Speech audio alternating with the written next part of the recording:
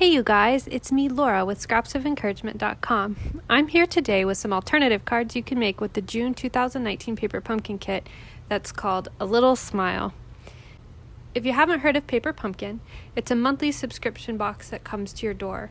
For $22 a month, you get an exclusive stamp set, a mini ink pad, and everything you need to make some really easy but amazing looking paper projects. The June kit came with a bunch of mini cards and a small carrying case so you can have little notes ready to spread around wherever you go. A smile here, a word of encouragement there. Just give people a smile as you come in contact with them is kind of the idea. I love the small card idea, but I know that it's not everyone's cup of tea. So today I'm going to show you 5 alternative projects you can make using the supplies that come in your kit. I'm going to try to stick mostly to what's in your kit, but I'll add some basic supplies you may have like paper, ink, and adhesive. And all 5 of my projects today are full-size cards.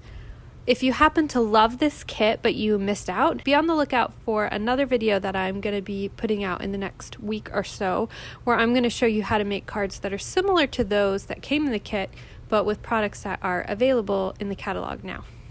For card number 1, I am using the tissue paper that came in the kit as packaging, and I'm going to be doing a technique similar to what I did last month. I'm again using a sponge to apply glue onto my panel. You can use a cotton ball, you can use a makeup applicator, you can use whatever you have. And instead of just crumpling it up this time, last time I stamped on it and crumpled it, this time I'm crumpling it, but I'm kind of folding it together. I want to give really strong, sturdy creases to this paper. And when I glue it down, instead of trying to kind of flatten it out, I am purposefully letting the creases be big and kind of folding the paper down on itself so that I have these nice big, what look like to be ripples on my page. And then I'm gluing the extra onto the edge and trimming that down a little bit. And that is the panel that I'm going to use. Then I took the elements that came from the kit. I took all of them, the vellum coral and the sparkly sand dollar and starfish there, and I am gluing all of those down with my glue. What I noticed with the sparkly pieces is that they're kind of set in a little bit, so you really have to kind of push them down and hold them down for a little bit to get them to stay on really well. My next step is to work on my background panel. So I thought it was just way too plain if I didn't do anything with the paper, and the kit came with this funky little stamp. I wasn't really sure what it was at first, but it looks kind of like water ripples to me. I think they also used something similar for the sand. So I am using my clear Versamark ink to kind of stamp it all around the background, and I've left it lighter in some places and darker in some places so that it really looks more like water movement. If it was just one solid layer, it might not look quite as watery, but I tried really hard to kind of vary the darkness levels of the stamp so that it would give that appearance of water. And then I took one of the white sentiment strips that came in the kit, and I used some Versamark ink on that too. It's very subtle. You can barely tell that it's there, but it does kind of give a better look to the background, so it's not such a stark difference. And then I chose my sentiment, and the color that I used for the background and the color that I'm using for my sentiment is balmy blue. You can use any blue that you have, really, it will go really well. And I stamped thank you on there, and I noticed when I did that, having the Versamark in the back gave the text a little bit of a watery look too, which I kind of liked. And then I'm just popping my sentiment up with the dimensionals, and I'm gluing that panel straight down onto my card front. And I'm putting the whole thing on a white card base because I felt like it just gave a more finished look to my card to have that. And for all of these cards, I am finishing off the inside, and I'm giving them a little bit of envelope love too. So for this envelope, I'm just stamping those elements that I have on the front of the card. I'm just using my ink and stamping them there. And I thought I would take the background watery look there and bring that onto my card by stamping it across the back flap of my card. And that is card number 1. For card number 2, I'm doing something completely different, but I am going to use some tissue paper for this again. Now you could totally use a sponge dauber for this technique, but again, I didn't want to use a whole lot of supplies that came outside of the kit, so I thought I would try this with tissue paper, and I kind of liked the way the technique turned out. So I just tore off, you could cut off little squares of tissue paper, and I balled them up so that they have kind of a grippy part, a part that I can hold on to, and then kind of a ball part at the end that I can use to stamp with and do a sponging effect with. So I made enough of those for each of the colors I wanted to use, and I ended up adding more as I went on. And I have a 5 1/8 by 3 7/8 Whisper White card panel. And I am going to use the circle kind of patterned vellum piece that came in the paper pumpkin kit, and I am using it right now just as a stencil. I'm cutting a mask, and I should have pulled off 3 pieces at once and made 3 masks. You'll see I make more later. I'm going to use some of this leftover post-it note. This is a full back post-it note, and I'm going to use it kind of as tape to keep my little vellum stencil down. And I'm actually going to apply the ink with my finger. I know that sounds crazy, but it's fun to get messy sometimes. And I tried a bunch of different mediums, but I really liked the way that it worked best when I used my finger. So I'm just going to use my finger to fill the inside of that in. And then I am going to use my tissue paper around the edges to give it kind of a glowing effect. And I think this looks really cool. You could do so much with just that. It looks like a glowing planet or a glowing moon. You could just really have a lot of fun with it. One really important step that you don't want to forget is that between each different color, you want to make sure to clean your finger off really well and test it and make sure you're not going to transfer ink. And you also want to clean off both sides of the stencil just with a dry cloth. Just rub it really, really well to get all of that ink off so that you don't end up smudging your project or putting colors where you don't want them. And you can totally ask me how I know this because I did it. So make sure you clean off your finger and your stencil really well before moving on to each circle. But then I went ahead and I moved my little stencil around and went in with all the colors that I used were Petal Pink, Soft Seafoam, So Saffron, Seaside Spray, and Highland Heather. I just basically used the lightest shades of these colors that I had. After I finished stamping all my orbs, I used my Memento ink to stamp the thank you sentiment in the empty corner there. And then I pulled out my black mat. It was 5 1/4 by 4 inches, and I glued my colorful circle panel to that black mat. And then I just glued that black mat straight down to my standard size card base. And of course I'm doing insides and envelopes for all these cards. So for the inside, I have a piece of 5 1/4 by 4 inch Whisper White paper. And I'm just going to go ahead and do that technique again. I'm using the purple because I didn't use that as much on the front. And I'm just going to go ahead and add that for the inside of my card. And then for the envelope, I'm actually going to do the same thing with the soft seafoam on the outside. And I decided to do some of the tissue paper sponging along the edges of the envelope as well. And that is it for card number 2. Card number 3 was inspired by the envelopes that came in the kit. I am a sucker for wood grain, so I cut the edges off one of the envelopes to create a panel, and I am going to use the ink that came in the kit. I just got a full-size ink pad, but it's the Coastal Cabana. And I am going to do a little something different. I have a hard time stamping straight, and I want to stamp 3 images straight across my panel. So what I'm going to do is I'm using my grid paper to line up my base, and I'm going to use some washi tape to make a guide. So what I'm doing is first I'm going to put it on my arm so that it's a little bit less sticky, because I want to make sure that this washi tape does not tear my paper. And I am using the lines on my grid paper to make sure that my washi tape is straight across the panel. And then I'm going to line up my stamp in between 2 strips of washi tape, making sure that they're both straight. And that's going to give me a guide for when I come to stamp my images. Now then I realized I wanted to have my sand dollar centered in the middle of my card as well. So I used my grid paper to figure out where the center of my card was, and I taped another piece of washi tape there so that when I go into stamp, I can make sure that everything is all straight and even.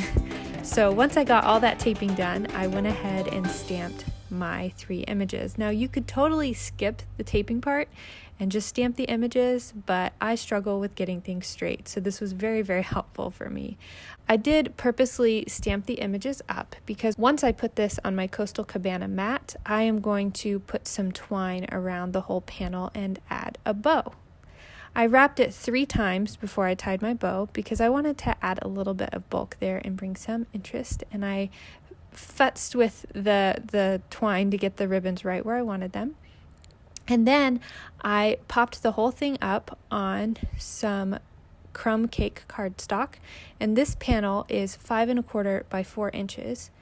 I used the Coastal Cabana again to stamp my sentiment directly onto that crumb cake, and I popped up the Coastal Cabana panel with some dimensionals, and then I glued the whole thing onto my white, whisper white, thick card base. And then for the inside of my card, I am going to use my taping technique again, and I'm going to carry the pattern that I used in the front of the card, I'm going to carry it over to the inside of my card. And then for the envelope, I'm going to do exactly the same thing.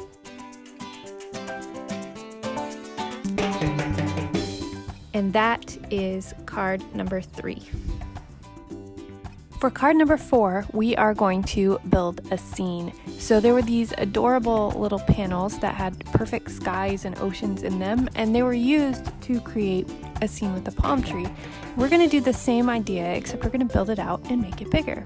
I am going to get one of the palm trees that comes in the sand, and I'm actually going to make this multi-layered. So then I punched out one of the regular palm trees, and I am going to glue the regular palm tree down, and I'm popping the palm trees with the sand up on dimensionals. And once I have those down, I took another panel with the palm tree on it. So what I did is I cut off the palm trees, and then I lined up the sand with the sand on my first panel.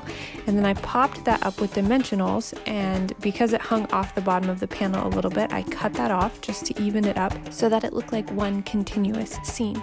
Then I took another one of the regular palm trees and I cut the top off of it.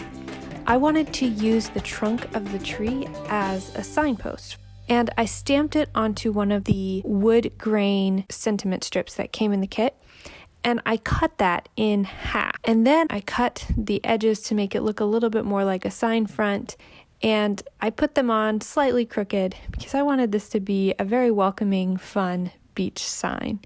And then once I glued all that together, I glued it down to my card panel, and I stuck it just behind the sand a little bit there, and I let the sign hang off the edge just a little bit. Then I took a white panel that I had cut to 4 3/4 inches by 3 5/8 inches, and that will fit just perfectly behind those card panels. And I glued them down so that there was an even gap on either side of the panels and on the tops and down the middle, so that it looked like the gap was supposed to be there. Once I had that all glued down, I added it to my crumb cake card base. Then it was time for me to work on the inside. So I got my inside panel, which I'd cut at 4 1/4 by 4 inches, and I took those palm trees that I actually had cut off of the sand that didn't have any trees attached to it, and I just brought those on the inside of my card and glued them down there, and then I glued that panel onto my card base. And then for the envelope, I just ran some Coastal Cabana ink along the edges. That is what I have for card number 4. For card number 5, we're going to make our own background paper. Using the 3 different seashell stamps in the kit, we're going to use the Coastal Cabana ink that came in the kit and just stamp a background. I'm starting with the most prominent stamp, and I'm going to work my way around. And I'm starting with a piece of paper that's larger than I'll end up with. Sometimes around the edges I tend to struggle a little bit, so if I'm working with a piece of paper that's a little bit larger than the final one that I'm going to work with, it tends to leave a better background overall. So I am just stamping these all around.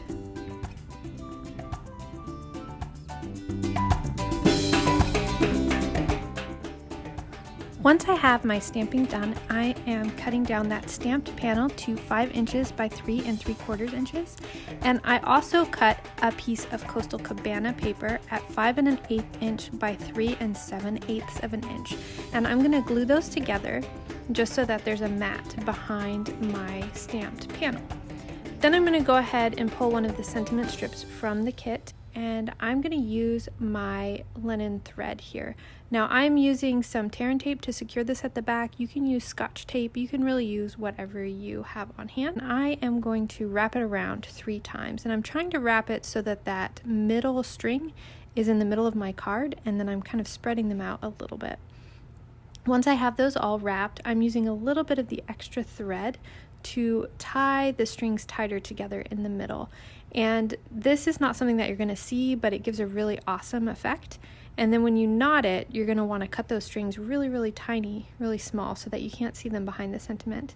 And then I'm using 2 dimensionals, one on either side of the little sentiment strip there, to pop those up. And now all I have to do is adhere that panel onto my white, Whisper White thick card base, and I'm doing that with dimensionals. Now this is something that you need to keep in mind. The dimensionals do leave a lot of edge around them. Do not throw that away. You can use that to pop up anything. Just use your snips, cut those down to the size that you need, and don't let those go to waste.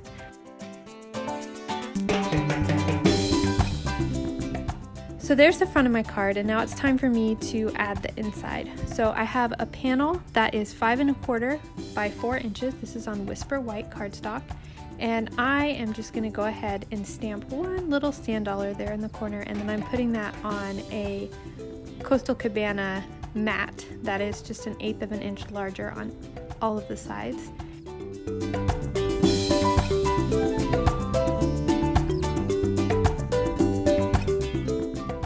And then for my envelope, I'm taking the stamped pattern that I did, and I'm kind of just putting that in the corner of the envelope to carry it through and make it all cohesive.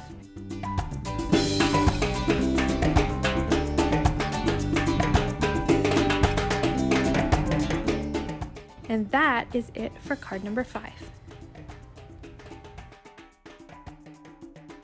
Thank you so much for joining me as we made these 5 alternative cards with the June 2019 Paper Pumpkin Kit.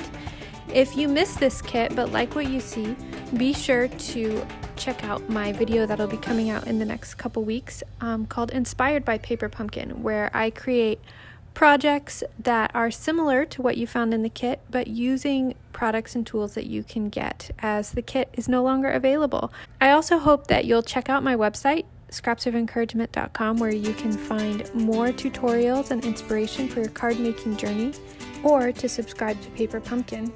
And I hope that you find joy in creating as you spread kindness and encouragement with your scraps of paper. I'll talk to you later. Bye.